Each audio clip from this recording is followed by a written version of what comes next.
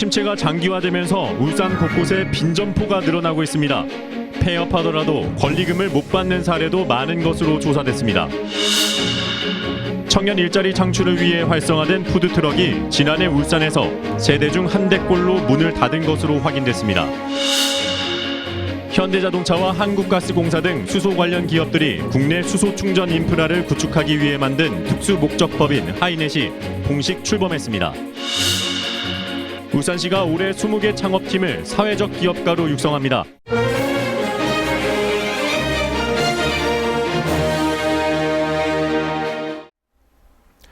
여러분 안녕하십니까? 오늘부터 KBS 9시 울산 뉴스를 진행하게 된 김호영입니다.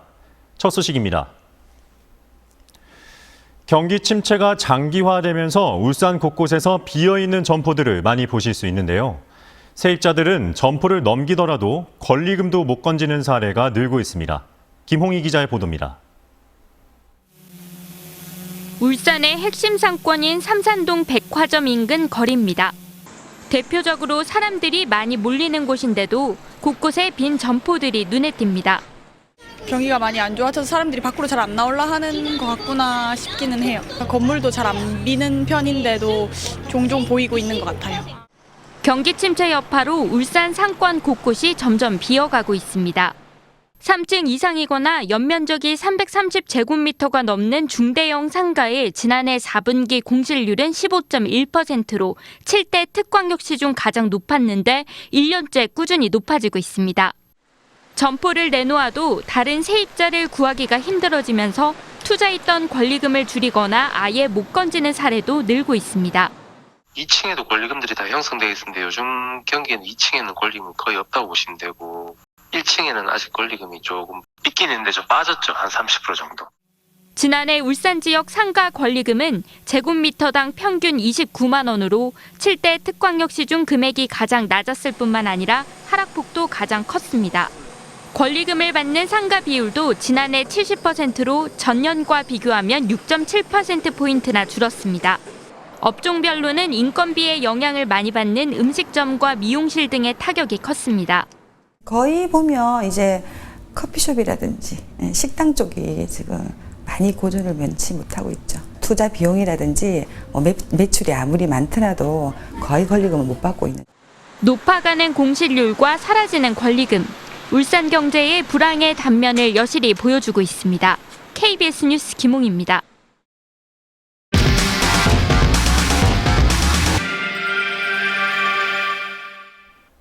청년 창업 수단으로 권장되던 푸드트럭에 최근 찬바람이 불고 있습니다.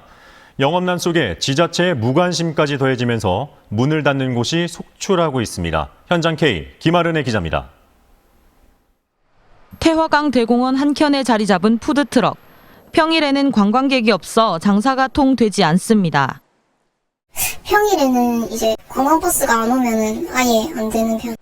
울산에서는 중구에서 태화강 둔치와 공원 광장 두 곳에 푸드트럭 존을 설정했고 다른 곳은 축제 기간에 한시적으로 영업을 허가하는 식으로 푸드트럭을 운용하고 있습니다. 그러나 최근 사업을 접는 사례가 늘고 있습니다. 울산에서는 지난해 27대의 푸드트럭 가운데 9대가 문을 닫은 것으로 조사됐습니다. 푸드트럭 존인 이곳도 한때는 15곳이 운영을 하다가 지금은 3대만 남았습니다. 관광지 같은 경우는 평일날도 사람이 그래도 오거든요. 근데 여기 같은 경우는 그냥 시내잖아요. 시내다 보니까 굳이 평일날은 잘 안 나오죠. 이러다 보니 업주들은 허가된 지역이 아닌 아파트 단지나 다른 곳으로 옮겨가기 일쑤입니다. 사정이 이렇자 중구는 지난해 말 업주들이 원하는 지역에서 허가를 받으면 영업할 수 있도록 조례를 개정해 규제를 풀었습니다. 그러나 홍보 부족 등의 이유로 신청한 사례는 한 건도 없습니다. 아직 들어본 적은 없어요. 원하는 자리에 신청할 수 있다. 이렇게 된다면 100% 하죠. 게다가 지자체와 관계기관은 적극적인 유치 의지를 보이지 않고 있고 실행 계획도 없는 것으로 드러났습니다. 주최되는 기관에서 굳이 속시키는 거니까도 유치를 안 하는 경우도 있고 그때 좀 더 깊이 생각을 해봐야 돼요. 지난 정부에서 청년 창업과 일자리 창출을 위해 활성화된 푸드트럭. 형식적인 규제 개혁과 당국의 무관심 속에 천덕꾸러기 신세가 되고 있습니다. KBS 뉴스 김아른입니다. 본격적인 농사철로 접어들면서 농촌에서는 경운기 사용도 늘고 있는데요. 경운기 관련 사고가 8월에서 3월에서 5월 사이에 집중돼 사고를 줄이기 위한 대책 마련을 서둘러야 한다는 목소리가 커지고 있습니다. 곽근아 기자가 보도합니다. 지난 2일 경운기를 몰고 집 근처 뚝길로 나선 78살 김태수 씨는 경운기에 깔리는 큰 사고를 당했습니다. 이 사고로 척추와 갈비뼈 등 다발성 골절상을 입어 2달간 입원 치료를 받아야 합니다. walk하면 둘레뼈가 그만 올라타버리니라. 사람은 떨어져가 개부고 경구가 삐삐 돌아가지고 사람을 생각가지고. 지난해 경운기 사고로 경북권역 외상센터를 찾은 환자는 모두 133명. 3월과 5월 사이에 약 40%인 51명의 환자가 집중됐습니다. 또 70대 노인이 경운기 사고 환자의 50%를 차지했고 사고 환자의 20%는 자칫 생명까지 잃을 뻔한 중환자였습니다.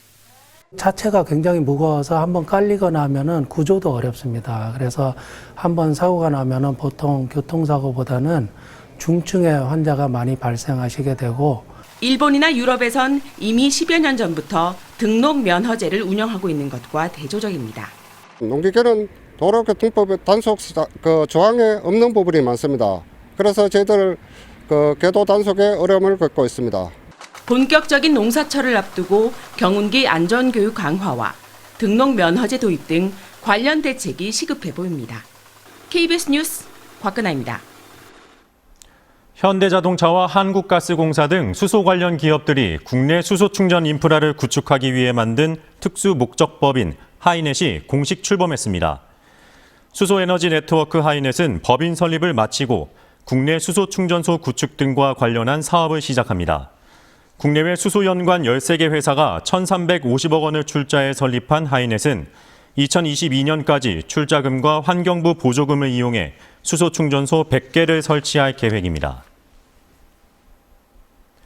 방사능 방제 훈련과 교육 검사 등을 지원하고 재난 대비 태세 구축을 위한 방사능 방제 지휘센터가 울주군 삼남면 울주 종합체육공원 안에 건립됩니다.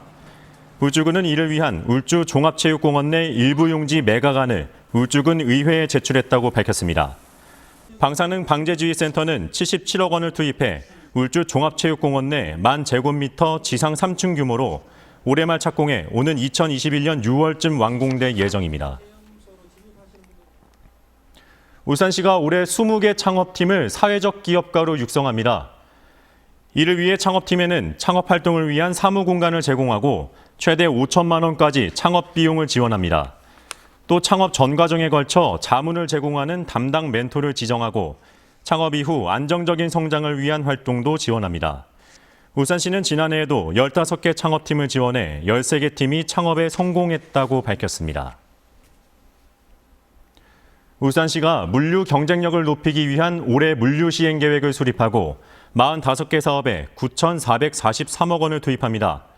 석유 저장시설과 LNG 터미널을 구축하는 에너지 중심 1단계 북항 사업은 올해 상반기 안에 상부 사업투자자 지분 구성을 마무리하고 언양 화물자동차 휴게소 조성 사업은 이달 안에 한국개발연구원 적격성 검토가 끝나면 민간 제한 사업으로 추진합니다. 또 주요 물류시설 간 원활한 연계를 위한 도로 개설과 확장공사 27개 사업을 추진해 8개 사업은 올해 준공합니다. 한국석유공사는 대형화 사업 후유증으로 부채 비율이 2000%대로 급증한 것과 관련해 비상경영계획을 발표했습니다. 석유공사는 2008년부터 2012년까지 이뤄진 해외 투자 사업 자산 손상 등으로 영업외 비용이 발생했습니다. KBS 9시 울산 뉴스를 마칩니다.